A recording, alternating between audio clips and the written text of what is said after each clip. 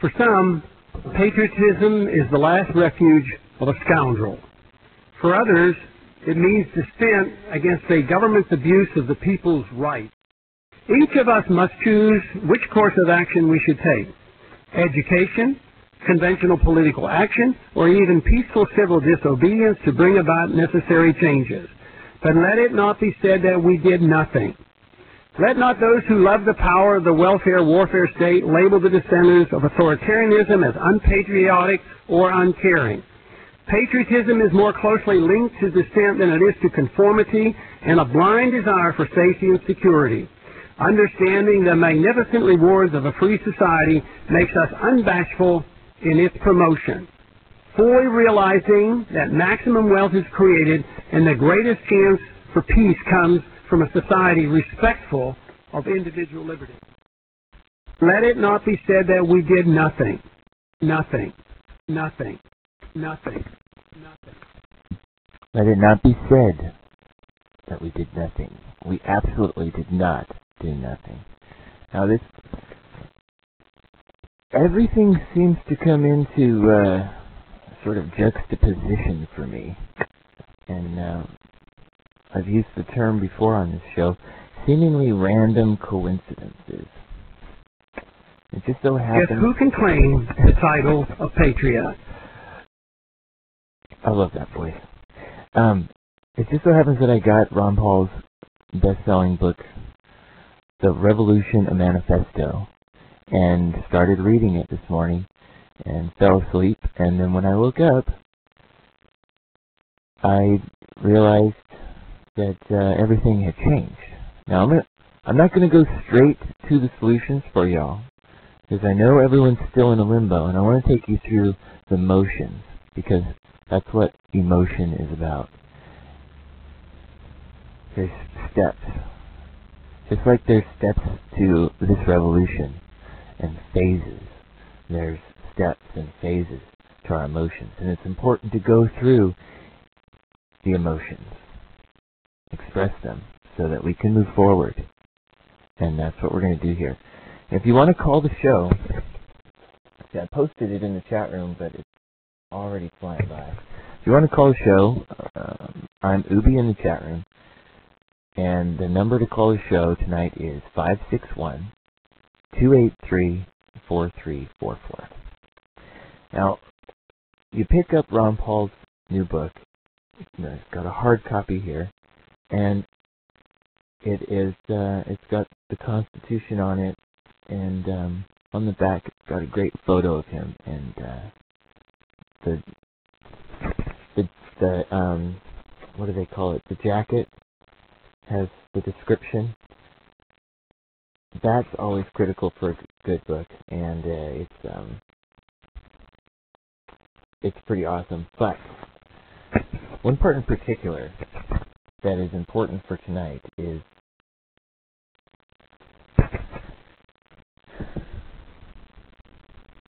the preface. This book was written for us, so I encourage, if you don't have a copy of this book yet, or if you only have one copy of this book, I encourage you to get more of them. Bring them to D.C. in July 12th, when we're all marching on Washington, and we go there to see him and listen to him speak.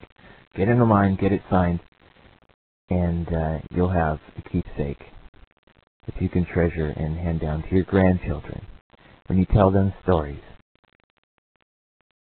about all the efforts that you put forth to make the world a better place for them.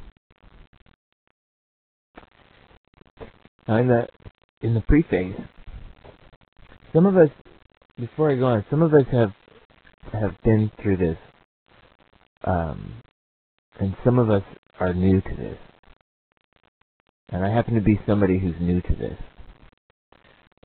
So before I get into that, I have oh, somebody hung up. Okay. Anyway, if you'd like to call in, it's fine. I was going to read the preface, just a couple of pages, 2 pages of Ron Paul's words, and it's fitting. So I'll go ahead and read that. Ron Paul says here in the preface of his book, The Revolution and Manifesto, at every election cycle, we are treated to candidates who promises change, and 2008 has been no different. But in the American political lexicon, change always means more of the same. More government, more looting of Americans, more inflation, more police state measures, more unnecessary war, and more centralization of power.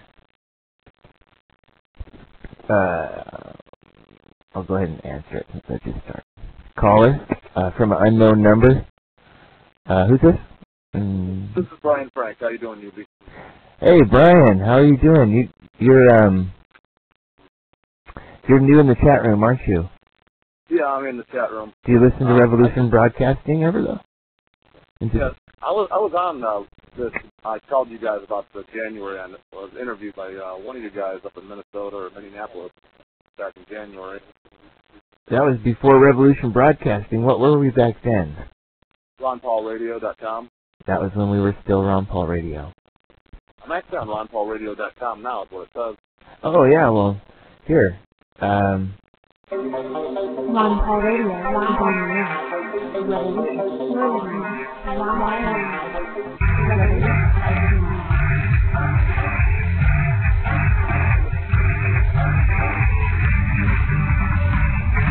Remember that? Yes, I'm here. Do you remember that? Yeah, I do. There you go, that's for you. Yeah, I used to be on a lot and listen all the time. My primary was back in January for South Carolina. And I didn't do too much since then. I've been to an illegal immigration rally back in March, and I went to D.C. on April 15th with the Granny Warriors. Oh, you were there. Can I ask you a couple questions about that while I got you here? Yeah. Okay, do you have the radio on in the background? Yeah, I'm turning it down. Yeah, go ahead and turn it off. Well, how was it? I mean, how many people were there? It was really good. There was a lot of speakers, and there was at the most probably 1,000 people when Ron Paul showed up. And after Ron Paul showed up, it dispersed to about 500 people. And people were going back and forth because they were in D.C. seeing sites and stuff. I stayed there all day because I didn't go there to see sites. I went there to be at the rally. Had you been to D.C. before?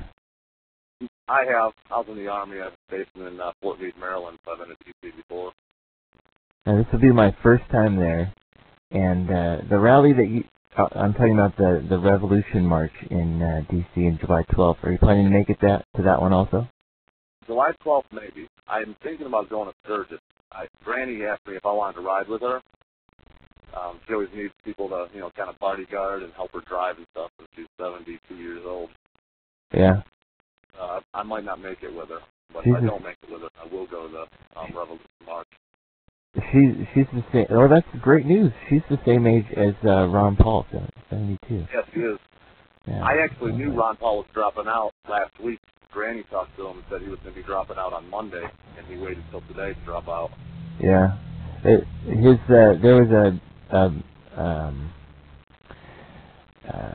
well, what is today? Is today Thursday? Thursday. It is, yeah. I guess he... Friday morning. Yeah. Yeah, so there was a warning yesterday, I guess, or Tuesday or something. Yeah. But I heard it on the news today, and then I called in a local radio station to ask the host if he knew anything, and he didn't. But I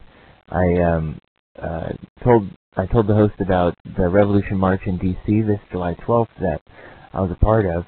After I got to talk about Ron Paul a little bit, told him about the march that we're organizing, and he gave me the phone number to the station, the 1-800 number to the station, so I could take it with me and call the station from D.C. and give him an update, which was pretty cool. Yeah.